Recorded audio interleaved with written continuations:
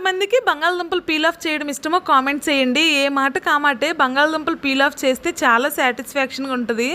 And అలాగే ఉడికిన బంగాళదుంపల్ని తినటం ఎంతమందికి నచ్చుతుందో కూడా చెప్పండి నాకు.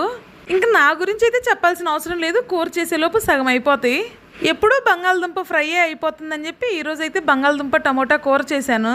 బంగాళదుంప కూర చేయడం ప్రాసెస్ అందరికీ తెలుసు కాబట్టి ఇంక ప్రాసెస్ ఏం చెప్పట్లేదు.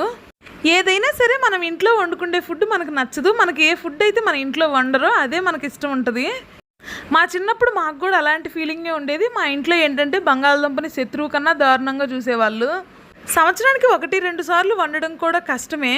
బంగాళదుంప అంటే ఇష్టం లేక వండట్లేదేమో అని అనుకుంటారేమో. ఇష్టం లేక కాదు, అవి తింటే కాళ్ళు నొప్పులు ఒళ్ళు నొప్పులు వస్తాయని ఒక అపోహ. నాకు తెలియక అడుగుతున్నా, నిజంగా బంగాళదుంపలు తింటే కాళ్ళు నొప్పులు ఒళ్ళు నొప్పులు వస్తాయా? మీకు ఎవరికైనా తెలిస్తే కామెంట్ చేయండి. కొంచెం అల్లం వెల్లుల్లి పేస్ట్ కానీ వేసి వండితే నాన్ వెజ్ కర్రీ లాగా ఉంటుంది.